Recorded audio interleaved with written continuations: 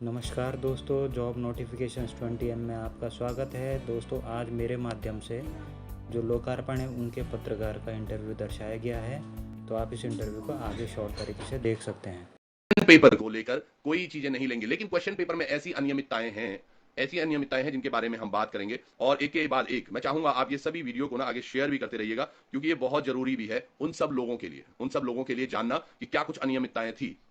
जैसे कि और ये साफ साफ लगता है कि ये किसी को फायदा दिलाने के लिए किया गया। मैं एक बार फिर बोलूंगा और यूके ट्रिपल एस इसको बहुत अच्छे से संज्ञान मिले कि ये जो कार्य किया गया है ये किसी को फायदा देने के लिए किया गया है। अगर एक आयोग इस तरह से परीक्षाएं संपन्न करवाता है, या फिर मैं यूं कहूं अगर जो आपके एक्सपर्ट्स हैं, इन्होंने ये कहा कि हमारे एक्सपर्ट जो अंतिम फैसला लेते हैं प्रश्न पत्र पर, हम उस तरह से चलते हैं। पर क्या आपके एक्सपर्ट्स गलत हैं, कितने गलत हैं, वो एक बहुत बड़ा तथ्य है। इन्होंने बोला कि सूत्रों के हिसाब से कौन सी बुक को रेफर करना है कि हमारे क्वेश्चन आंसर सेम आए, उस पर भी हम चर्चा करेंगे। देखिएगा, एक प्रश्न जो एक बहुत बड़ा प्रश्न था, जिसमें कि इन्होंने लिखा था कि योजना उड़ान 1 योजना के तहत देहरादून से पंतनगर के बीच हवाई सेवा संचालित करने की जिम्मेदारी किस कंपनी को दी गई थी।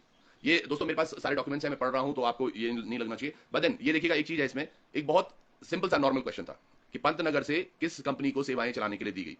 जब पहली इनकी आंसर की आई तो इसमें से इनका ऑप्शन सी यानी कि डेकन एविएशन सही इन्होंने इंगित किया था, जो कि है भी। उसका तथ्य क्या है, ये मेरे पास एक अमर उजाला की कटिंग भी है। अमर उजाला ने उसी दिन ये एक खबर प्रेषित की थी अपने पेज पर। आप देखिएगा, ये उल्टा आपको दिख रहा होगा पर ये अमर उजाला लिखा हुआ है, और इसमें लिखा है, यहां पर जो सर्कल किया हुआ है कि केंद्र सरकार की योजना उड़ान 1 में देहरादून से पंतनगर के बीच हवाई सेवा शुरू करने की जिम्मेदारी डेकन एविएशन को दी गई है। यानी कि ये प्रश्न जितना पूछा गया था वो भी सही था, और इसका ऑप्शन जो इन्होंने पहली की में दिया था वो सही था।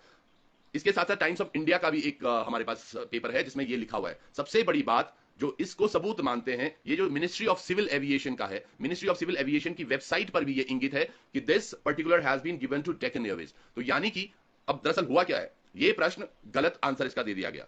उसका कारण क्या हुआ, हो सकता है जिनको फायदा पहुंचना था उन्होंने ये प्रश्न या तो अटेम्प्ट नहीं किया था या इन्होंने गलत किया था। लेकिन इस प्रश्न को गलत करने के बाद एक बच्चे के अगर 1.25 नंबर या A1 पॉइंट जो भी इनका क्राइटेरिया है वो नंबर गलत हो जाते हैं, तो उसकी रैंकिंग में बहुत फर्क पड़ता है। और ऐसे 2-3 युवाओं का पड़ा है। आज एक युवा ने इतनी मेहनत करके ये डॉक्यूमेंट तैयार किया है तो उसके दिल पर बहुत बीत रही होगी। मैं कृत्य करते आ रहे हैं पास्ट हिस्ट्री से, और उनके बारे में थोड़ा और खंगालने के बाद वो आपके सामने भी लाएंगे और आयोग के सामने भी। हम चाहते हैं जिन बच्चों ने अपना पेपर मेहनत से निकाला है उन्हें कोई फर्क ना पड़े और वो अच्छे से अपनी नौकरी पर आगे जाएं। लेकिन जो बच्चे इन लोगों की वजह से चयनित होकर आगे आए हैं उनको जो फर्क पड़ा है उस पर हमारी दिक्कत है। कल हमने दिखाया था एक कोचिंग इंस्टीट्यूट में, वो फर्स्ट ईयर के बच्चे थे, फर्स्ट 1-2 महीने उन्होंने तैयारी की थी। लेकिन हम सोच रहे हैं आज और कल में एक अच्छे ऐसे इंस्टीट्यूट में भी जाएंगे जहां पर बच्चे काफी वर्षों से तैयारी कर रहे हैं। वहां माहौल समझ में आ जाएगा कि यूके ट्रिपल एससी अगर कोई बच्चा तैयारी कर रहा है तो वो कितना परिपक्व होता है। एक और प्रश्न देखिएगा।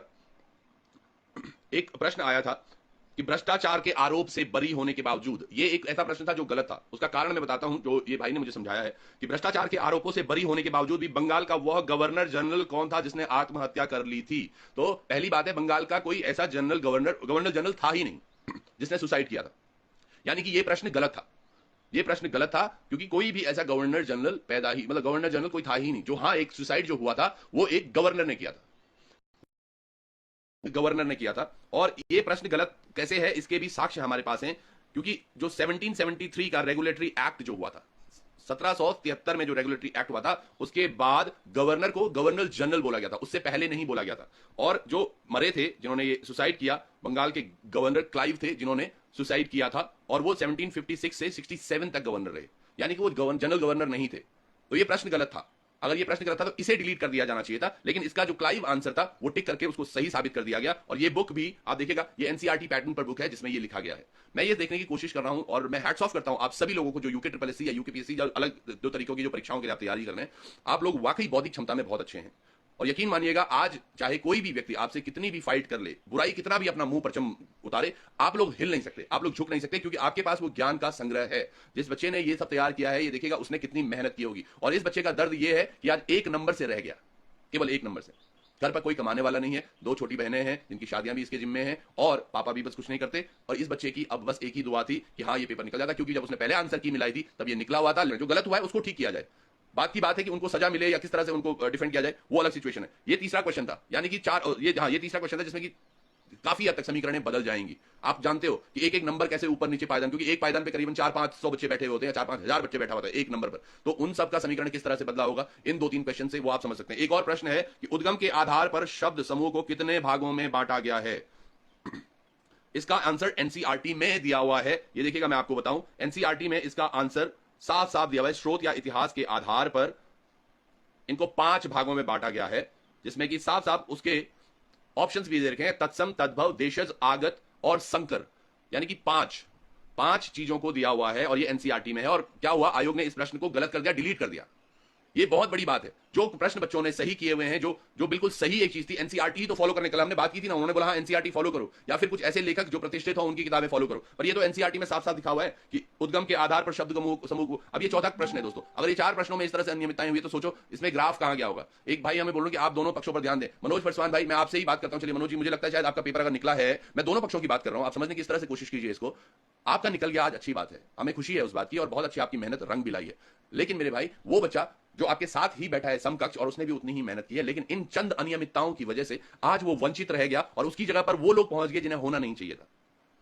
सो we are the one who needs to find out the black sheep, who is the black sheep among us, so that we can find it out and we can throw them out from this system जो आने वाला है। अगर ये लोग इसी तरह से कल कहीं और हमारे वीडियो बनते हैं या कहीं पर किसी और अधिकारी के रूप में आते हैं, तो यानी कि ये करप्शन से तो नौकरी में आए हैं, तो ये आगे भी करप्शन करेंगे। तो उनको क्या हमारा फर्ज नहीं है आज कि हम उनको, मैं आप लोगों की बात समझ रहा हूं, जो जिन्होंने निकाल दिया पेपर, जिनका निकल गया मेहनत से, उन्होंने बहुत अच्छा किया मेरे भाई। और जो ये बंदा है, जो ये बच्चे हैं जिन्होंने इतनी अधिक इसमें मेहनत कर दी खंगालने में कि कौन सा स्रोत कहां है, कौन सी चीजें कहां हैं, उनके दिल पर क्या बीत रही होगी सोचो। तो हम दोनों तरफ से बात कर रहे हैं, हम आप है। ये यूपी में भी पूछा गया था प्रश्न, यूपी में जब ये प्रश्न पूछा गया था तो जो ऑप्शन दिया गया था उसको सही मान लिया गया था, यानी कि उत्तराखंड का जो पीसीसी है, ये एसएससी है, और जो यूपी का है, वो भी दोनों डिफरेंट है। जब एक ही प्रश्न यूपी SSSSC में पूछा गया था, वहां पर उसका ऑप्शन सही था, यूके SSSC में आते आते उसका ऑप्शन चेंज हो गया। अरे भाई, ये बिल्कुल कहीं ना कहीं साफ दिख रहा है कि कोई ना कोई तो व्यक्ति है जो किसी एक पर्टिकुलर वर्ग को यहां पर फायदा पहुंचाने के लिए अलग अलग तरीके से चीज कर रहा है। ये सब डॉक्यूमेंटेड है, ये ऐसा मनगढ़ंत में कोई सा भी नहीं बात कर रहा हूं। ये सारी जो चीजें हैं ये किताबों में लिखी हुई हैं, और ये किताबें वो हैं जो आपने बोला है बच्चों को कि एनसीईआरटी पढ़ो या किसी प्रतिष्ठित लेखक की किताबें पढ़ो, जिसके हिसाब से ये चीजें हो रही हैं। ये समय भी हमारे पास थोड़ा कम है अभी के लिए, लेकिन जो ये अनियमितताएं हैं, जो ये 4-5 प्रश्न का है, इसमें एक गंगा नदी का भी प्रश्न है कि उत्तराखंड की सबसे बड़ी प्रवाह प्रणाली कौन सी है। इसमें यमुना प्रवाह प्रणाली, गंगा प्रवाह प्रणाली, रामगंगा। इसका आंसर आयोग द्वारा ऑप्शन बी माना गया है, जबकि प्रश्न के अनुसार इसका आंसर डी होगा, क्योंकि जो उत्तराखंड की बात करते हैं, इन्होंने बड़ी एक तथ्य की यहां पर बात की है कि सर समझने वाली बात यह होगी कि गंगा नदी उत्तराखंड में देवप्रयाग से मानी जाती है, जब अलकनंदा और भागीरथी का संगम होता है। बिल्कुल सही बात है, तो गंगा वहीं से बनती है। गंगा नदी की लंबाई 96 किलोमीटर है उत्तराखंड में। कितनी बड़ी, देखिए कितना ये सब परिश्रम होता है। एक यूके SSSC के जो व्यक्ति होते हैं, जो बच्चे होते हैं, वो जो मेहनत करते हैं, इतनी गहराई तक जाते हैं। वो कितनी बड़ी बात उन्होंने सोची है कि ये जो आंसर उन्होंने दिया है उपयुक्त में से कोई नहीं होना चाहिए, क्योंकि जो इन्होंने अगर ऑप्शन इन्होंने गंगा का माना है कि गंगा प्रवाह प्रणाली सबसे बड़ी है, तो गंगा केवल 98 किलोमीटर है उत्तराखंड में। ये एक बहुत बड़ी बात है। आप लोगों को बहुत मेहनत आप करते हैं और बहुत सारी चीजें हैं।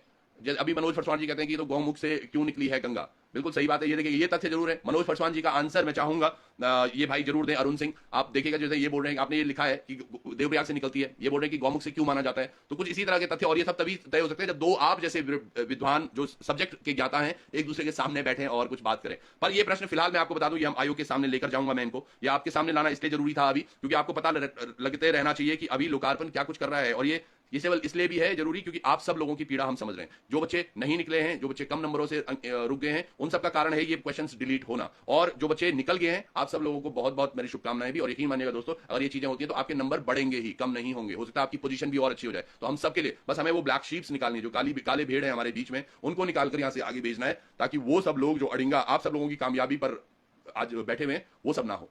तो जुड़े रहिएगा लोकार्पण पर, कुछ और तथ्यों के साथ इसी तरह से हम आप मिलते रहेंगे, और कुछ एक दो बड़े खुलासे भी हमें इसमें पता चले। जब तक वो सबूत हमारे पास सभी नहीं आ जाते, हम इस पर कोई एक्शन नहीं लेंगे। और कोशिश ये भी करेंगे कि ये पेपर ना कैंसिल हो, केवल दोषियों को सजा मिले।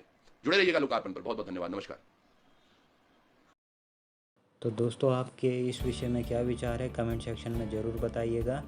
और उत्तराखंड और ऑल इंडिया लेवल पर जॉब के नोटिफिकेशंस के लिए आप जॉब नोटिफिकेशन 20M को ज़रूर सब्सक्राइब कीजिएगा।